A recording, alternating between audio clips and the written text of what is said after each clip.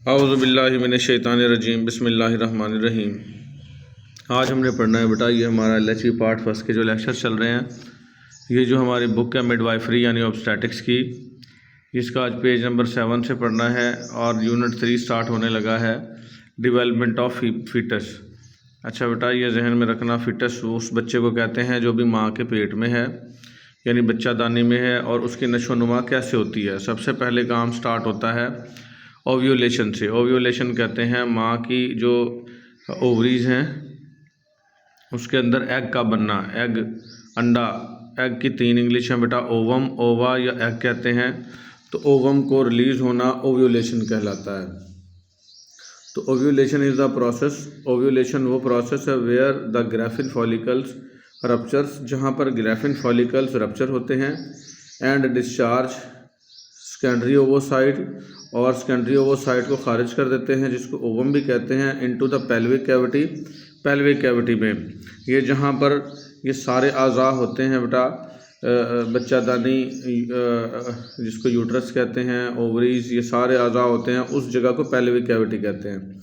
और fimbria guides into the uterine tube, और fimbria जो है ये फिम्बेरिया फिंगर की तरह ये आप लगा लो, मैं दिखाता हूँ आपको। फिम्बेरिया ये गाइड करते हैं इनटू द यूट्राइन ट्यूब, और इसको यूट्राइन ट्यूब की तरफ यानी बच्चादानी की तरफ इसको रहनुमाई करते हैं कि ये बच्चादानी में चला जाए।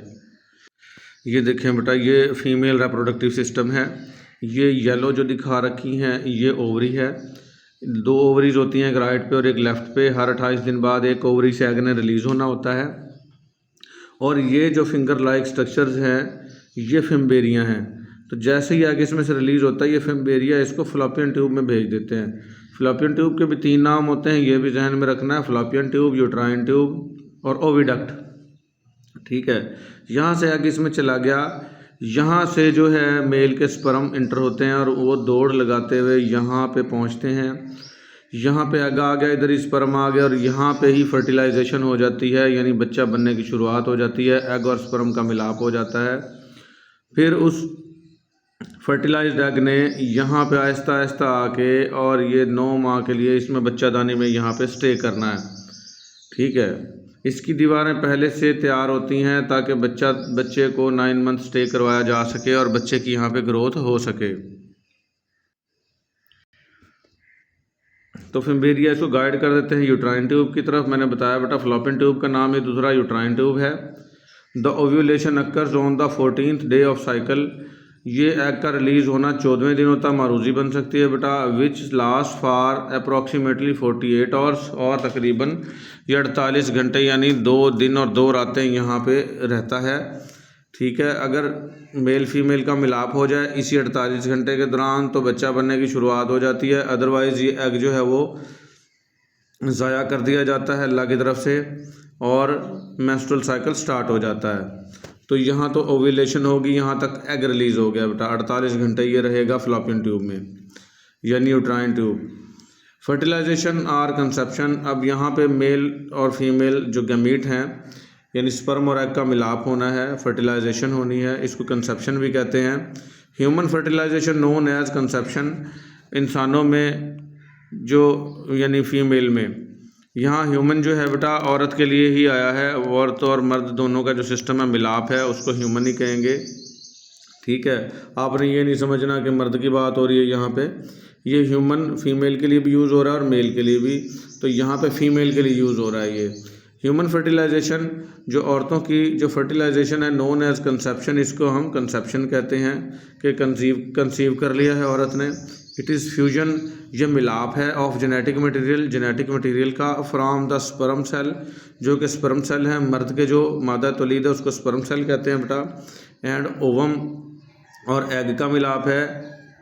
नाउ हैप्लॉइड, अभी ये हैप्लॉइड है। हैप्लॉइड कहते हैं बेटा सिंगल, यानी इंसान में 46 क्रोमोसोम होते हैं, 23 वालदा की तरफ से आते हैं और 23 वालिद की तरफ से। तो अभी 23 हैं तो उसको हम हैप्लॉइड कहेंगे।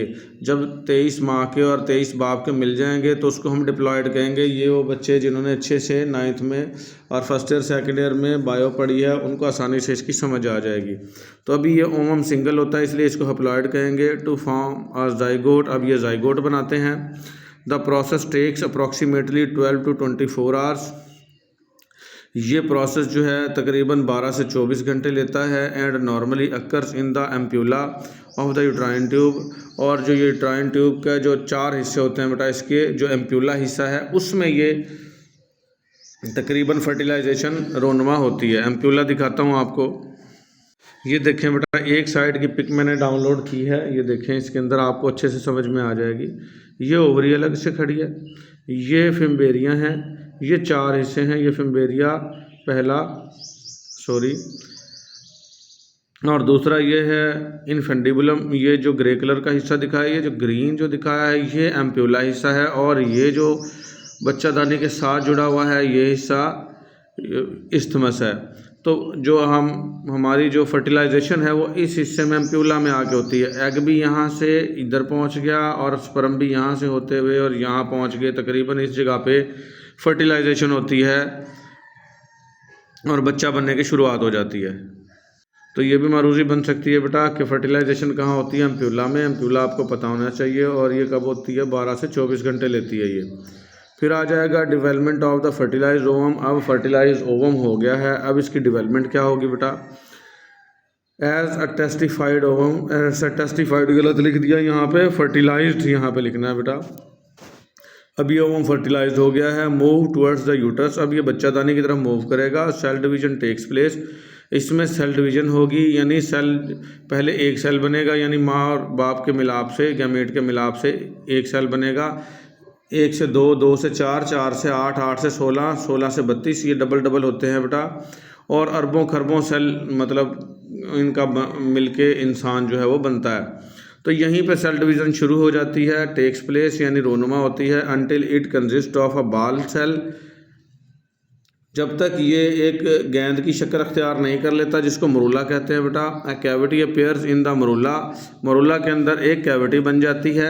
अर्ली स्टेजेस ऑफ एम्ब्रियो, ये एम्ब्रियो की पहली इब्तदाई हालत है। Which is now termed as blastocyst, और इसको अब हम ब्लास्टोसाइट कहेंगे। It's takes the ovum about 7 days, ये 7 दिन लेगा तकरीबन ओवम को to reach the blastocyst stage, blastocyst stage तक पहुँचने के लिए। And this time is comes to rest in the endometrium, और अब टाइम आ जाएगा इसका, ये एंडोमेट्रियम में जाके रेस्ट करेगा। एंडोमेट्रियम कहते हैं बेटा बच्चादानी की जो अंदर वाली पहली जिल्द है उसको एंडोमेट्रियम कहते हैं, वहाँ जाके चिपक जाएगा। विच is now called the decidua. अब इस एंडोमेट्रियम को, जो अंदर की पहली जिल्द है बच्चादानी की, उसको हम डेसिडुआ कहेंगे। डेसिडुआ में जाके रेस्ट करेगा। ये देखें थोड़े थोड़े नाम है बेटा, डेसिडुआ भी वही है, एंडोमेट्रियम भी वही है। जैसे मैंने पहले बताया, यूट्राइन ट्यूब या फ्लोपियन ट्यूब या ओविडक्ट वही है, एक ही चीज़ हैं। तो आपने घबराना नहीं है इससे। टिनी प्रोजेक्शंस, उसमें बारीक बारीक से प्रोजेक्शंस हैं ऑफ सरफेस सतह पे ऑफ द ब्लास्टोसाइट, ब्लास्टोसाइट के, helps to it to embed in the endometrium, और इसको एंडोमेट्रियम में, जो यानी बच्चादानी के अंदर वाली पहली जिल्द है, उसके अंदर जुड़ने में मदद करते हैं। ये मैं दिखाता हूँ ये आपको पूरा प्रोसेस।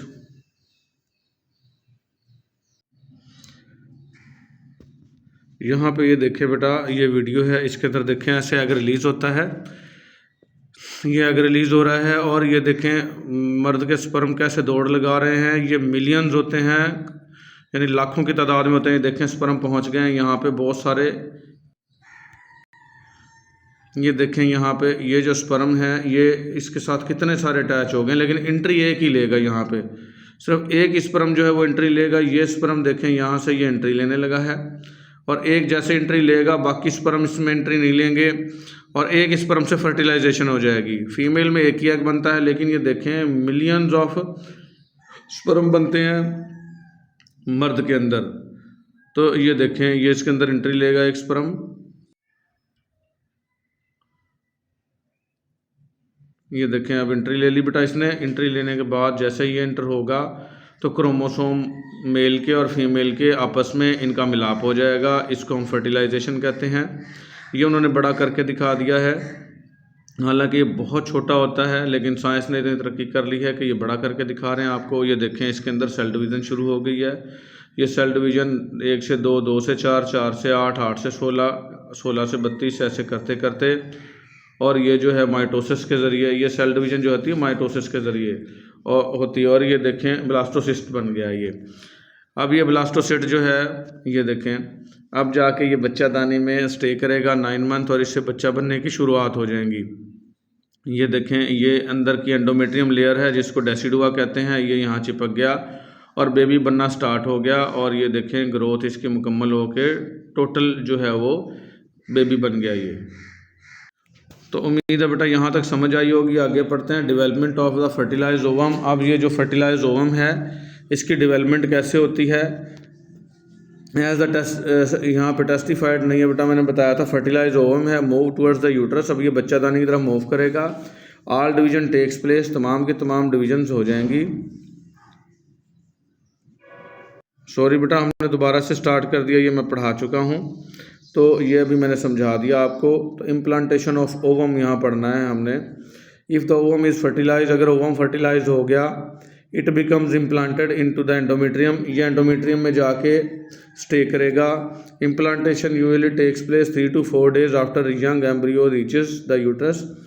ये इम्प्लांटेशन 3 से 4 दिन बाद होती है जैसे ही एम्ब्रियो, अब एम्ब्रियो कहेंगे इसको, जो फर्टिलाइज एग है उसको एम्ब्रियो कहेंगे, ये पहुंचता है यूट्रस में विद इन 6 to 7 days और इसको 6 से 7 दिन लगेंगे यहाँ तक, यानी बच्चादानी की एंडोमेट्रियम तक पहुँचने में। After the egg was fertilise, जब ये फर्टिलाइज हुआ था उसके 6-7 दिन के बाद।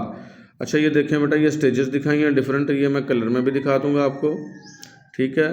ये फर्टिलाइजेशन हुई फर्स्ट वीक में, फिर second week, third week, fourth week में, ये इस तरीके से बनते गए। मैं दिखा दूंगा आपको ये सारे। ये देखें बेटा यहाँ देख लें, इसके अंदर ये फर्टिलाइजेशन हुई, ये एग और स्पर्म का मिलाप हुआ, ये 2 सेल बने, ये 4 सेल, ये 8 सेल, ये 16 सेल और ये ब्लास्टोसिस्ट बन गया। ब्लास्टोसिस्ट ने जाके स्टे किया बेटा यहाँ पर। फिटस 5 वीक का इतना ऐसा होगा, 10 वीक में ऐसा होगा, 20 वीक्स में ऐसा बच्चा बनेगा और 40 वीक्स का ये बिल्कुल कंप्लीट हो जाएगा और फिर ये डिलीवर हो जाएगा। तो ये फीटल डेवलपमेंटल स्टेजेस हैं जो वहाँ पे उन्होंने ब्लैक एंड वाइट में करके दिखा रखी हैं, ये कलर में मैंने डाउनलोड की थी आप लोगों के लिए। ये देखें यहाँ पे मज़ीद देख लें, ये देखें बेटा 3 वीक का ऐसे है, 4 वीक, ठीक है, 5 वीक, ये स्टॉप करके वीडियो चेक कर सकते हैं आप। और ये इस तरीके से डेवलपमेंटल स्टेजेस हैं बेटा ये पूरा बेबी बनने की। फिर आ जाएगी बेटा द प्लेसेंटा। प्लेसेंटा जो है वो ज़रूरी है, प्लेसेंटा का पढ़ाना इसके साथ ही। प्लेसेंटा जो है आपको पता होगा, जो बच्चे मेडिकल से रिलेटेड हैं, ये एक ऐसा गोश्त का लोथड़ा टाइप होती है चीज़ जो कि माँ से खुराक को लेके और बच्चे को 9 माह के लिए देती रहती है, जिससे बच्चा नशोनुमा पाता है। ये पहले तो आप प्लेसेंटा देख लें। ये देखें बेटा ये इस तरह का ये गोश्त का लोथड़ा सा प्लेसेंटा का होता है, ये इस तरह का। और ये अम्बिलिकल कॉर्ड है, ये माँ की बच्चादानी के साथ चिपक के और यहाँ से माँ से सारे खुराक के अज्जा और ऑक्सीजन लेके ये इस अम्बिलिकल कॉर्ड के ज़रिए जो बच्चे के पेट में जुड़ी होती है और सारी की सारी खुराक देता है, जिससे बच्चा नशोनुमा पाता है। बच्चा मुंह से कुछ नहीं खाता और ना ही सांस लेता है, माँ से ही ऑक्सीजन और खून इस प्लेसेंटा के ज़रिए बच्चे तक पहुँच रहे होते हैं। ये देखें बेटा ये इस तरीके से होती है प्लेसेंटा। ये देखें ये बेबी के साथ बनी हुई है और ये अम्बिलिकल कॉर्ड के साथ बच्चे के साथ जुड़ी हुई है। तो अब हम पढ़ते हैं बेटा ये प्लेसेंटा जो है कैसे डेवलप होती है। During the 3rd week of ovum is covered with chorionic villi.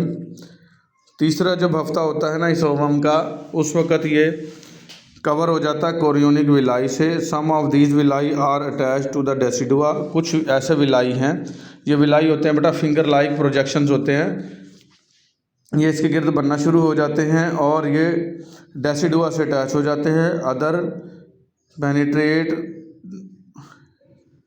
The maternal blood vessels, और कुछ दाखिल हो जाते हैं माँ के खून की नालियों में। ये दा है लफ्ज़, ही नहीं है, यहाँ से कन्फ्यूजन हुई। तो ये माँ की खून की नालियों में घुस जाते हैं। And are surrounded by the blood, और इनके गिर्द जो घिर जाते हैं खून से। ये फ्राम दिस मैटरनल ब्लड, इस माँ के खून से the chronic villi absorb nourishment, ये क्रोनिक विलाई जो बने हैं अल्लाह की तरफ से, ये खुराक के जो अज्जा हैं वो जज़ब करते हैं और ये बच्चे को पहुँचाते हैं, ठीक है। द कोरियोनिक विलस क्या है बेटा? Consist of a single stem, इनकी सिंगल स्टेम होती है। मैं दिखाता हूँ पहले आपको कोरियोनिक विलाई दिखाता हूँ। ये देखिए बेटा, ये प्लेसेंटा को थोड़ा बड़ा करके दिखा दिया उन्होंने। ये प्लेसेंटा है बच्चे के गिर्द, इसको यहाँ से बड़ा करके दिखाया उन्होंने। ये देखिए बेटा, ये कोरियोनिक विलाई है। ये यहाँ माँ की बच्चादानी के साथ यहाँ एंट्री अंदर ले लेते हैं। माँ की खून की नालियों के अंदर से घुस के वहाँ से खुराक के अज्जा जज़ब करते हैं और ऑक्सीजन जज़ब करते हैं। और ये अम्बिलिकल कॉर्ड है, ये बच्चे की ये जो नाली जो पेट में जा रही है, इसके ज़रिए बच्चे को पहुँचाते हैं। तो ये कोरियोनिक विलाई है बेटा। ये दूसरी पिक्चर में देख लें, ये दूसरी में भी दिखा दिया। ये कोरियोनिक विलाई इस तरह के भी होते हैं। ये बच्चादानी के अंदर से यूट्रस को बड़ा करके दिखाया है। और ये देखें यहाँ पे ये फूल की तरह के ये खून की नालियों में माँ की में घुस जाते हैं, ब्लड वेसल्स में, और ये अपना काम दिखाते हैं। अब ये पढ़ते हैं बेटा, ये कोरियोनिक विलाई जो है कंसिस्ट ऑफ सिंगल स्टेम, इनकी सिंगल स्टेम होती है, यानी कि एक ही जगह से उगे होते हैं। विच ब्रांचेस, और फिर इसकी आगे शाखें बन जाती हैं इनटू स्मॉलर विलाई, छोटी छोटी विलाई में। It has an outer layer of cells, इनकी सेल की एक बैरूनी दीवार भी होती है। The syncytium and an inner layer, ये बैरूनी जो लेयर है उसको सिंक्टियम कहेंगे, और इनर लेयर जो अंदरूनी लेयर है कॉल्ड लिंगरहान सेल्स। तो यहाँ मारूजी बन सकती है कि जो विलाई है उसकी आउटर लेयर क्या कहलाती है, तो आपने बताना सिंक्टियम कहलाती है, और इनर लेयर क्या कहलाती है? लिंगरहांस कहलाती है। The centre of the villus has fetal blood vessel, और विलस के जो दरमियान में है, बच्चे की खून की नालियाँ दरमियान में होती हैं, ठीक है। विच, यहाँ पे लफ्ज़ राइट लिख दिया, यहाँ पे कनेक्ट लिखे बेटा, लफ्ज़ यहाँ से कन्फ्यूजन हुई है। Which connect with the blood vessel of other villi, और जो दूसरी विलाई हैं उनकी खून की नालियों से जुड़ी होती हैं। And to form umbilical vessel, और जो अम्बिलिकल वेसल है यानी अम्बिलिकल कॉर्ड वाली, उसकी नालियाँ बनाती हैं ये। The chorionic villi are surrounded by maternal blood, जो कोरियोनिक विलाई हैं वो माँ के, मैटरनल जहाँ लफ्ज़ आ जाएगा माँ बेटा है उसका मतलब, तो ये माँ के खून से घिरी होती हैं। And the Langerhans cells absorb nourishment, और ये जो लिंगरहान सेल्स हैं ये खुराक के अज्जा जज़ब करते हैं फ्राम दिस मैटरनल ब्लड, इस माँ के खून से। The maternal and fetal blood does not mix. अब ये देखें कितना कमाल अल्लाह पाक ने निज़ाम बनाया है बेटा, कि माँ का खून और बच्चे का खून कभी भी आपस में मिक्स नहीं होते। डज नॉट मिक्स, कभी भी मिक्स नहीं होते। As they are separated by layers, क्योंकि ये बहुत सारी तहों से अलग अलग किए गए होते हैं। ऑफ द सेल्स की सराउंडिंग द कोरियोनिक विलस, और इन तहों ने कोरियोनिक विलस को घेरे हुए होता है। तो इसलिए माँ का जो ब्लड है और बच्चे का ये कभी भी मिक्सअप नहीं होते। सिर्फ और सिर्फ खुराक के अज्जा तो इन लेयर से गुजर सकते हैं और ऑक्सीजन गुजर सकती है, लेकिन बच्चे का ब्लड माँ के ब्लड में आ जाए या माँ का ब्लड बच्चे के ब्लड में चला जाए, ऐसा नहीं होता। तो ये था बेटा हमारा कैसे डेवलपमेंट होती है आपकी जो है प्लेसेंटा। और अब इसकी जो है प्लेसेंटा को मज़ीद जो है हम अगले लेक्चर में इसको वो करेंगे एक्सप्लेन। आज के लिए इतना ही, मिलेंगे अगले लेक्चर में। अल्लाह हाफिज़।